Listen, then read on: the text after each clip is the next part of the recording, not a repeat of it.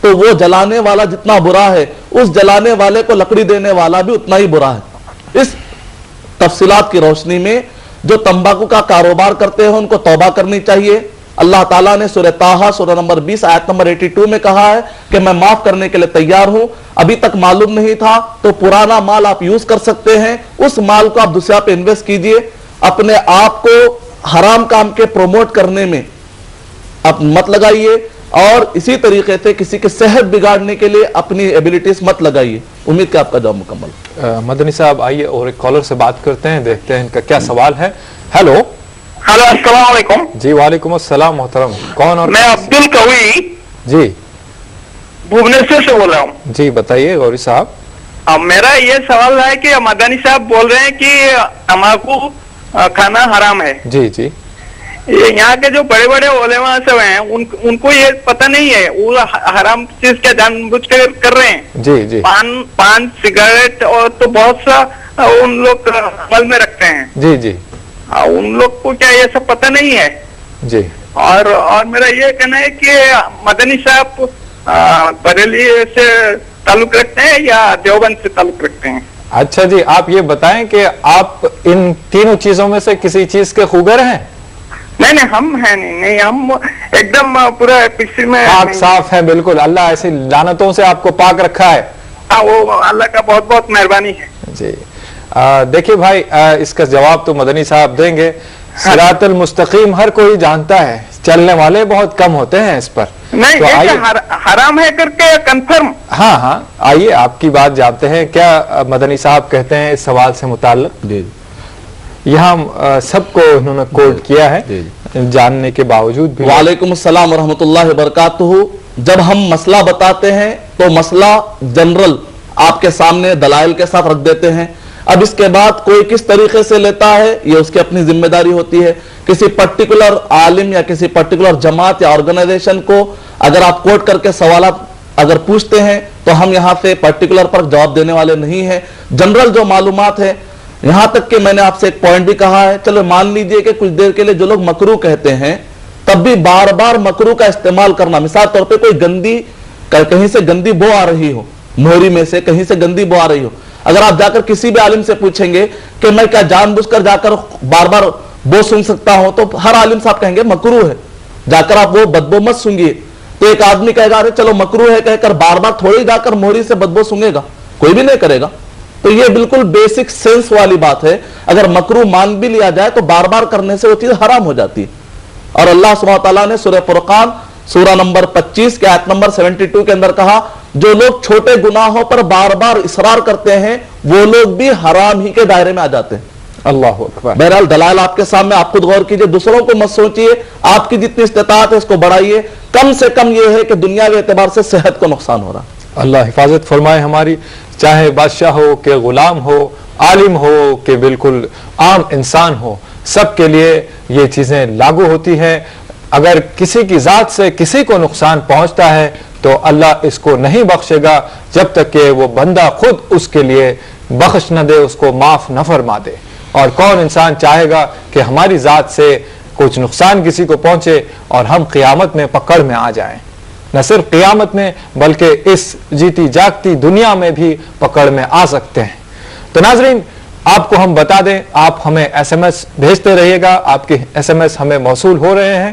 S M S کے لیے آپ ٹائپ کیجئے گا AAH اسپیس آپ کا سوال، آپ کی نیک تمنائیں اور اپنا نام، اپنے شہر کا نام، اور اسے روانہ کیجئے گا 3690 پر یا 600606 پر، اور جو UAE کے ویورز ہیں وہ 4412 پر اپنے ایس ایم ایس روانہ کر سکتے ہیں۔ تو ناظرین اسی بیچ ایک کالر کو اس پروگرام میں شامل کرتے ہیں، آئیے دیکھتے ہیں ان کا کیا سوال ہے۔ ہیلو ہیلو ہیلو جی السلام علیکم۔ السلام علیکم۔ جی وعلیکم السلام ورحمۃ اللہ وبرکاتہ۔ ہم جویریہ اورنگ آباد سے کہہ رہے ہیں۔ ہاں جویریہ صاحبہ کیسے ہیں آپ؟ خیریت سے ہیں؟ جی الحمدللہ۔ آپ کو سگریٹ کے متعلق کیا سوال کرنا ہے؟ جی سگریٹ، گٹکا، تمباکو یہ تو ہے جائز نہیں ہے، جی آپ بتا چکے ہیں، لیکن پان اور آج کل جو لوگ میٹھی سپاری ملتی ہے اور کھاتے ہیں، ہاں جی، تو اس کے بارے میں بتائیے کچھ۔ لوگ کہتے ہیں کہ بھائی ہم میٹھی سپاری کھا رہے ہیں، ہاں جی، یہ تو کچھ جائز چیز ہے، اور اور دوسرا سوال یہ ہے کہ ٹاپک سے ہٹ کر ہے کہ دعا مانگتے وقت ہمارے آنسو جو نکل جاتے ہیں تو اس سے کیا وضو ٹوٹ جاتی ہے؟ آنسو؟ جی ہاں. اچھا جی، یہ بہت اچھی نشانی ہے، اللہ کے خوف کی جیتی جاگتی تصویر ہوتی ہے.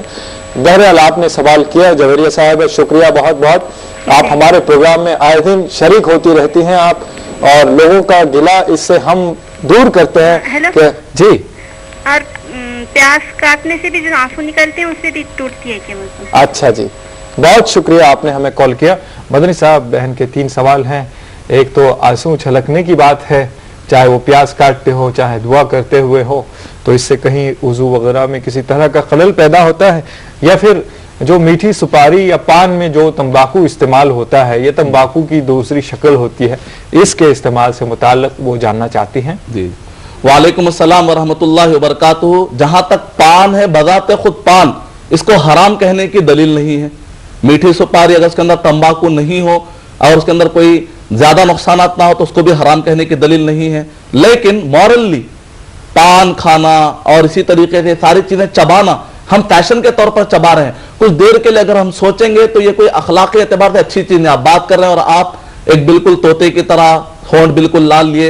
ابن بطوطہ نے جو سفر کیا تو جب وہ لوٹے، بہت بڑے پرومیننٹ بہت بڑے ٹریولر ہیں جنہوں نے پوری دنیا کے سیاح جس کو ہم کہتے ہیں سیاحت کر کے اس کا کہا کہ ہندوستان جب میں گیا تو اس زمانے کا ہندوستان بنگلہ دیش، پاکستان اور ہندوستان افغانستان، کہا کہ میں نے دیکھا کہ یہاں کے لوگوں میں ایک عجیب بیماری ہے، جب بات کرتے ہیں تو ان کے منہ میں سے خون نکلتا ہے. تو اس طریقے سے دوسرے لوگ جو اس کو استعمال نہیں کرتے اگر وہ لوگ دیکھیں گے تو اخلاقی اعتبار سے آپ کو بہت گری نظر سے دیکھیں گے.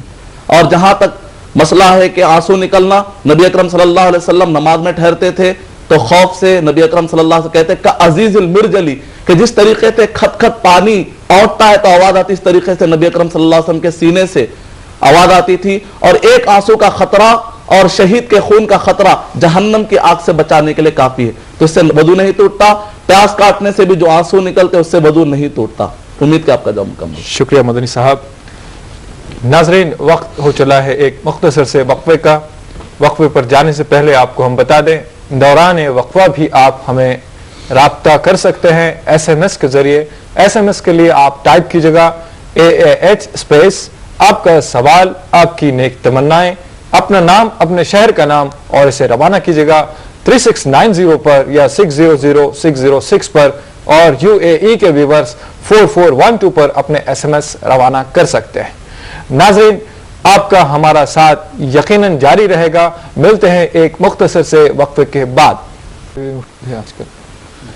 ناظرین، وقفے کے بعد پھر سے آپ کا خیر مقدم ہے پروگرام آپ اور ہم میں. آئیے ناظرین اور جانتے ہیں مزید محترم مدنی صاحب سے. مدنی صاحب، آئیے ایک SMS لیتے ہیں. اس میں لکھا ہے عمران صاحب نے حیدرآباد سے، چوئنگم حلال اور حرام، چوئنگم کس زمرے میں آتا ہے؟ وعلیکم السلام ورحمۃ اللہ وبرکاتہ. حلال اور حرام کے لیے قرآن اور حدیث کے دلائل چاہیے. اگر چنگم کے اندر کوئی سور کی چربی ملی ہوئی ہو تو ایسا چنگم آپ کے لیے حرام ہے، اور ایسا چنگم کہ جس کی وجہ سے آپ کے صحت کو نقصان ہو سکتے ہیں تو ویسے بھی چنگم کو آپ ہاتھ نہیں لگا سکتے. البتہ اگر کوئی ایسے چنگم ہو کہ جس کی وجہ سے یہ سارے چیزیں نہ ہو تب تو وہ حلال ہے. امید کہ آپ کا جواب مکمل ہے. جی مدنی صاحب.